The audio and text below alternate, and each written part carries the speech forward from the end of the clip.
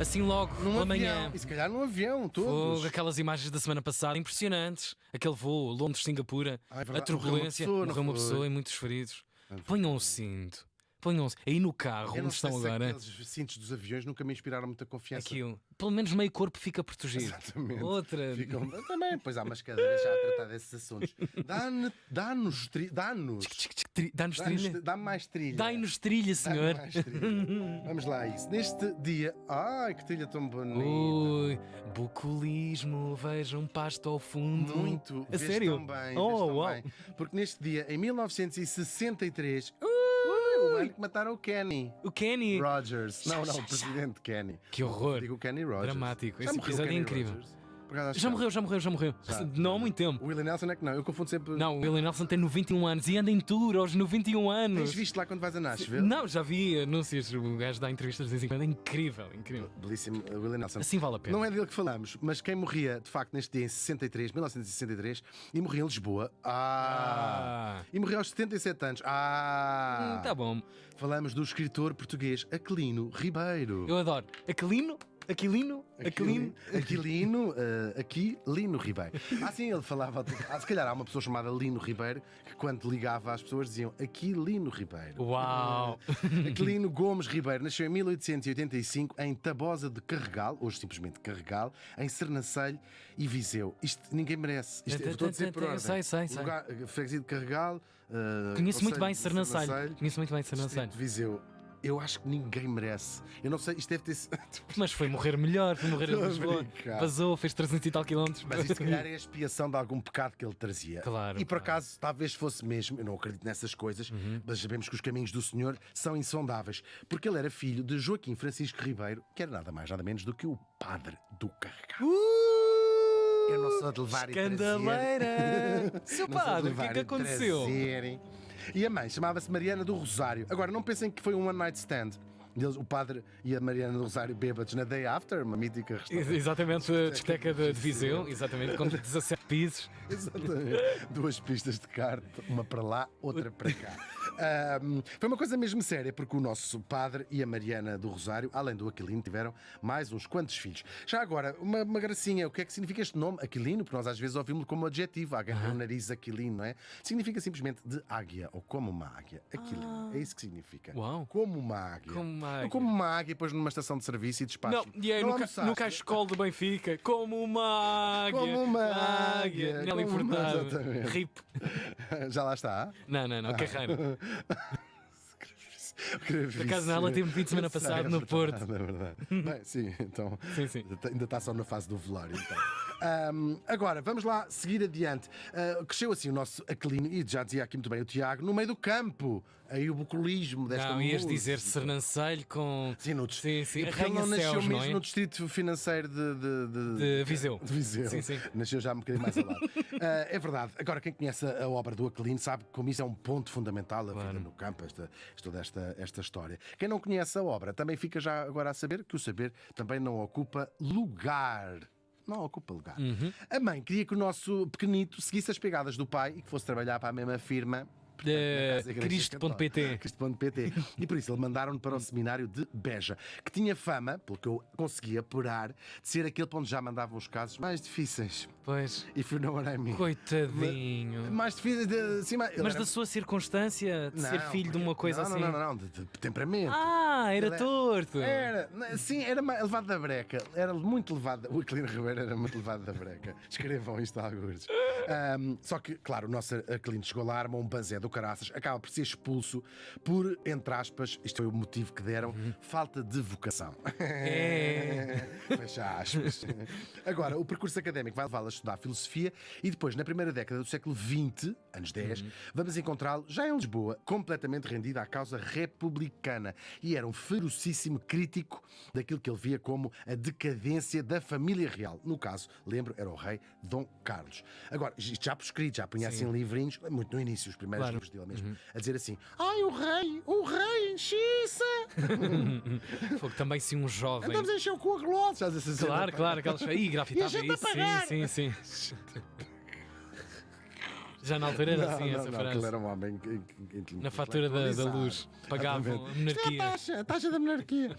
Ele era mais que crítico. O nosso Aquilino Ribeiro esteve envolvido de muito perto nos planos do regicídio. Sabias isso? Não. Há quem lhe chama até a terceira carabina que matou. Ok, eu penso o cérebro da coisa. Sim, é verdade. Estamos em novembro de 1907, portanto, um pouco, 4 meses antes do regicídio. Sim, Tiago, século XX. E dá-se um episódio muito famoso, passado num quarto de uma pensão na Rua do Carrião. Isto fica na Graça, mais ou menos, em Lisboa. E estava o Aquilino com 2 amigos, o Dr. Gonçalves Lopes, como está? Não é Lopes Gonçalves? Sim. Gonçalves Lopes. Não tem nada a ver com a Inês. Exatamente. E estava também outro, um comerciante, o caixeiro Belmonte de Lemos. 3 homens num quarto de uma pensão. Jesus, Na o que é que Graça. eles estavam a fazer? Só se posso dizer que o que estava lá a acontecer dentro era bastante quente, porque estavam entretidos a preparar uma bomba. Que horror. Uma bomba. Bomba. Parece de rei, uma bomba. Exatamente. Isto não tem graça nenhuma, Pois não, morrer pois não. uma pessoa. Morreram muito, até morrem já, houve já, porque a coisa dá para o torto, a bomba arrebenta lá dentro do quarto, claro, inadvertidamente. Os 2 amigos, o tal doutor Lopes Gonçalves Lopes e o caixeiro Belmonte de Lemos, eu gosto deste nome, Belmonte. Sim. O doutor Belmonte de Lemos. Tinha um monte O no seu Alentejo. criado, Sim. exatamente. Morreram logo os 2. O Aquilino escapa só com poeira, com caliça no fato e vai-se embora. Claro, pouco depois vai-se embora, não. Chega a polícia e o Aquilino é preso por anarquista. Perceberam que estava ali. Claro. A preparar. Bom não era. Pois. A bomba não era bom, de certeza. Ele consegue fugir, vai preso, está na cadeia, mas consegue fugir. Não é a primeira vez, ele faz assim umas fugas espetaculares. Eu não sabia desta vida do. Sim, muito interessante, muito interessante. Aquilino. Ele foge, claro, foge em janeiro do ano seguinte, estamos em 1908, e vai-se refugiar na casa de um outro seu companheiro destas lutas, Alfredo Costa. 2 semanas depois de ter fugido o Aquilino, o Alfredo Costa e o Manuel Buissa levam mesmo para a frente os seus planos, e são eles, estes 2 homens, que assassinam no Terreiro do Paço o rei Dom Carlos e o príncipe herdeiro Luís Filipe. Como eu disse, muita gente considera o Aquilino Ribeiro a terceira carabina que matou o rei e o príncipe herdeiro. O Aquilino, percebendo, olha, isto não me vai correr bem, foge para o seu primeiro exílio em Paris. Ele vai estudar na Sorbonne. Também havia de estudar onde? Diz-me lá. Tinha o bons- Instituto Politécnico da Guarda. Já na altura também com bons Paris. primos, não é? Também o Aquilino com bons primos. Exatamente, tinha um amigo Um que dava amigo, fotocópias. pagava matrículas e não sei o quê. Dava-lhe as fotocópias. E passa também algum tempo em Berlim.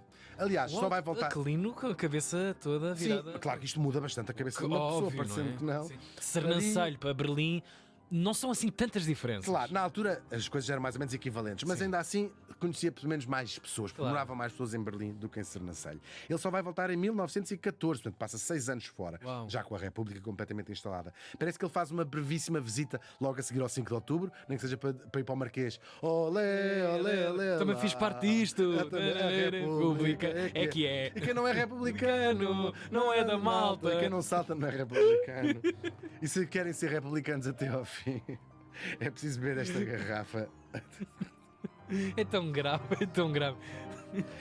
Isto tudo no Marquês, claro. Agora, ele não vem sozinho desta vez, quando volta definitivamente em 1914. Traz a mulher, uma alemã, e traz também o seu primeiro filho, Aníbal. E começa a publicar os seus primeiros romances e também escreve.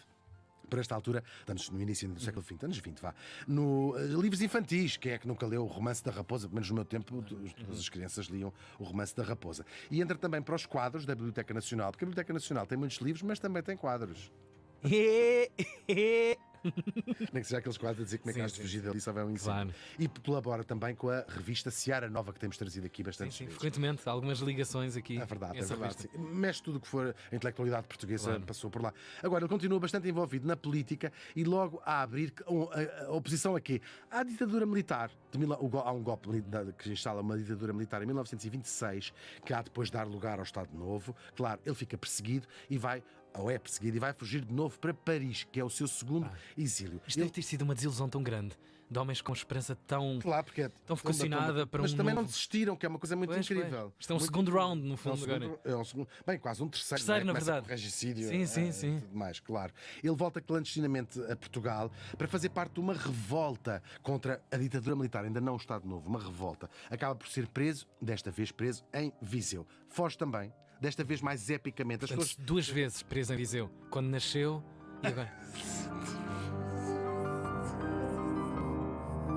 Desculpem, eu amo Viseu, por isso é que faço isto. Mas mesmo passas lá tanto tempo. Mas ele vai fugir também lá da cadeia de Viseu. Desta vez, mais epicamente, as pessoas desta região conhecem esta história. Ele vai esconder-se durante 3 dias numa espécie de uma cova, num penedo, na Sotosa. Oh, Sotosa! Que fica a muito pouca distância onde hoje fica a Fundação Aquilino Ribeiro. Ele esconde-se com uma pilha de polícias atrás dele a varar os montes todos, as serras. Como é que não há filme disto? Um filme é obrigatório destes personagens. Por acaso era. É um filme, um homem incrível. Ai, que lindo. Ai, que lindo. Eles não o encontram e ele consegue voltar para Paris para o seu 3º exílio da sua vida. Ele só volta em 1932, nas vésperas da criação do Estado Novo do Salazar, que é em 33, como já falámos aqui. Mas mais uma vez não volta sozinho. Desta vez traz a sua segunda mulher, Jerónima Machado, que é filha do antigo Presidente da República, Bernardino Machado. E depois tem o seu segundo filho, o segundo filho dele, que é o primeiro deste casal, Aquilino Ribeiro Machado, que depois do 25 de Abril foi Presidente da Câmara de Lisboa. Agora, voltando atrás, nesta altura o Aquilino foi mais ou menos deixado em paz pelo regime do Estado Novo, é verdade. E vai se dedicar na sua casa, na Cruz Quebrada, a uma escrita muito, muito intensa. Ele escreve muito, publica muita coisa, sem nunca se encaixar propriamente num estilo literário, lá que fala do campo, fala de muitas frentes, muitas coisas, sim, de muitos estilos também. Agora, já consagradíssimo, ele vai fundar e foi presidente da Sociedade Portuguesa de Escritores. Também não deixou a sua veia política e vai ser apoiante quer da candidatura do general Norton de Matos, quer da do Humberto Delgado. É verdade. Mas, sim, é verdade. Correu-lhe bem, isso foi pacífico? Não foi isso, não foi essas lutas, foi outra coisa. Foi um livro chamado Quando os Lobos Uivam, que quase o levaram de novo à prisão. Porém, aqui valeu-lhe uma carta com mais de 300 assinaturas de personalidades, de muitos pintores e intelectuais, conseguiram que o processo fosse arquivado. Alguns desses nomes também se juntaram para depois apoiar a sua candidatura ao Nobel da Literatura. Ele não ganhou o Nobel, como sabemos, mas ganhou um lugar único nas letras portuguesas. Que é quase igual. É quase a mesma coisa, do mal ou menos uma mão lava a outra. O Aquilino foi, de facto, dos mais prolíficos escritores portugueses. Deixou-nos muitos, muitos livros, de que pelo menos vocês que nos estão a ouvir conhecem, nem que sejam os títulos, né? O Malhadinhas, a Terras do DM, Lápides Partidas ou A Casa Grande de Romarigues. Eu herdei do meu avô quase todos, é muito engraçado, tenho a obra quase toda dele. E era muito, tinha tiragens enormes, não é? Quase que sim, toda a casa portuguesa. Há um Aquilino quase sempre. É verdade. Sim, eram dos escritores mais populares que existiram. Agora, eu não vou sugerir nenhum, porque eu também não sou a vossa professora de português, devem-me estar a ver ao contrário. Perguntem à vossa professora de português. Sim, claro. Aqui só falo. Mas eu só falo, por alto. Mas vou sugerir por acaso, quem tiver interesse na vida do Aquilino Ribeiro, para ler a sua própria autobiografia. Chama-se Um Escritor Confessa-se e foi publicado já depois dele morrer. Uma vida tão cheia, com tantas idas e vindas e tantos livros e tanta coisa mesmo, tanta viagem, tanta fuga, tanta prisão. Ele resume-a muito bem numa frase que queria ele que tivesse sido o seu epitáfio. Disse ele: "Mais não pude." O Aquilino Ribeiro morreu faz hoje 61 anos.